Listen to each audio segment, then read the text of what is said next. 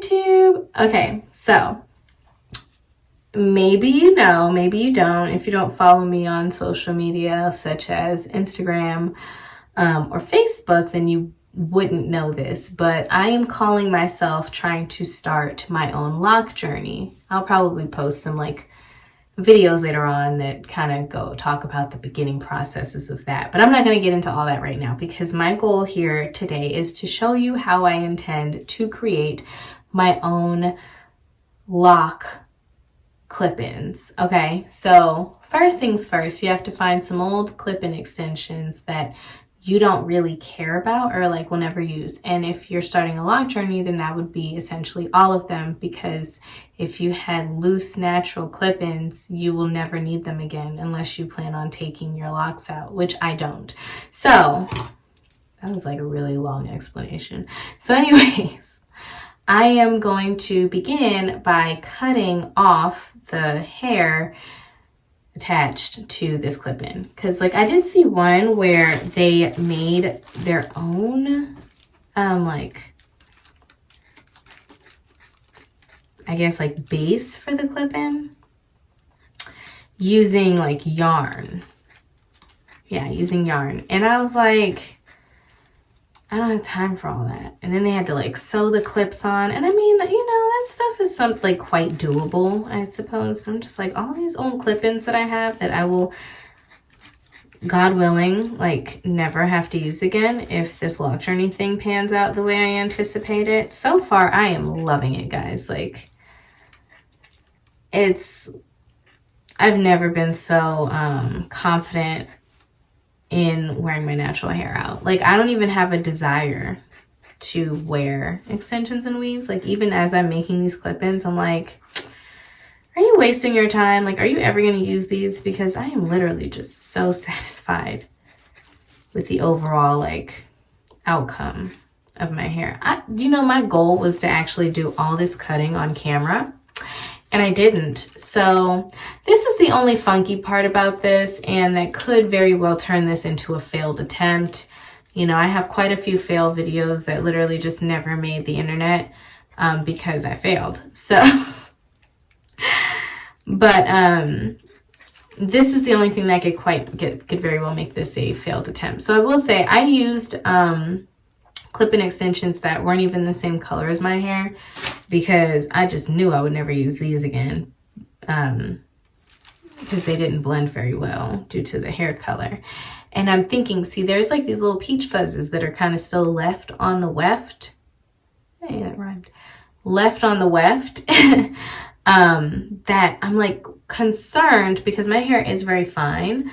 So I'm a little concerned that you will still be able to see them like somehow through my hair, and like that's my biggest fear. So just do your best to kind of cut all that off if you can. Yeah. Next you will need, so in addition to some old clip-ins that you don't really care to ever use again, you will need, depending on your lock size. For me, this is my attempt at like micro locks. So I got micro-loc. Okay, so they came in this packaging and they ended up being like dumb long. Like, let me show you. I got these off Amazon, and I think it said that it was human hair. I wasn't even looking for human hair, but it was only like 40 bucks. So I doubt that it's human hair. This is probably synthetic.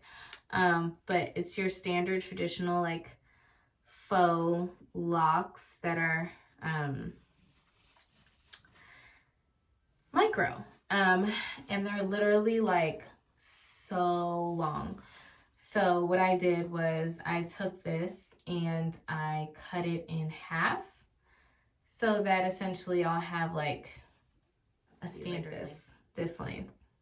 Okay, and I'm probably still gonna cut and shape like once I finish them. Take your clipped weft.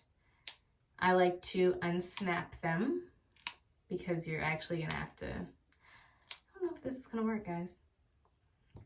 And I am just kind of crocheting them onto this weft to create my clip-ins here.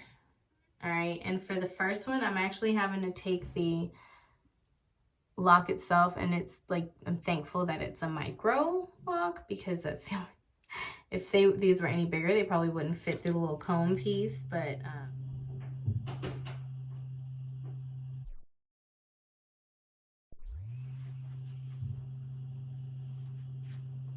okay.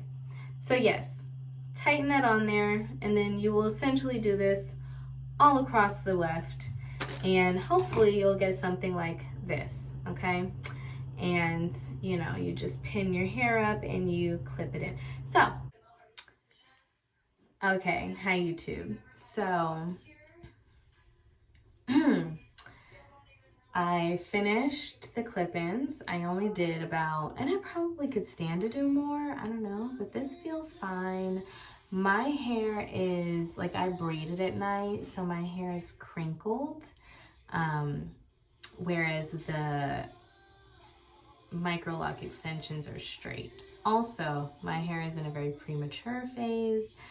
My locks are not locked at all. In fact, if I wanted to untwist these, I probably could do it tomorrow, right? It wouldn't take that long. So, whereas the extensions are extensions that look like mature locks. So there is a bit of like a not so perfect blend, if you will. I tried to kind of cut layers into them.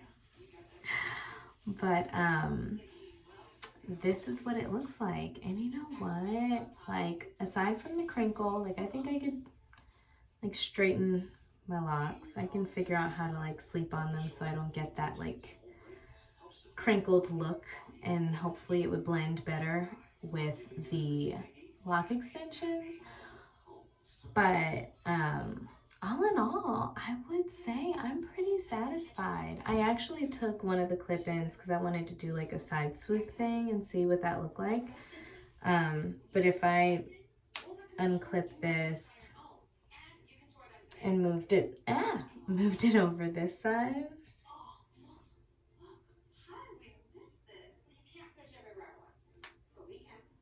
I could also have like a middle part. The only thing is, like, I can't move it like how I would with other, like, I like being able to like switch part sides in the middle. I don't know. Excuse me. Hopefully you can't see any of the clip-ins. That's my biggest fear. But yeah, this is it. And it's nice to kind of get a snippet of like what hopefully it would look like 5 years from now or something. You can do other styles with it. You can put it in a braid, a bun, a ponytail, clip, whatever. Like one big braid. But yeah, I like it, guys. I'm liking it. Anyways, that's my idea. That's what I did. Here we are. These are the results. I don't know if it looks all that great. I think if my hair was straight, and also like when it actually matures into a lock, like this would hopefully blend in very nicely. Thanks for watching. Bye.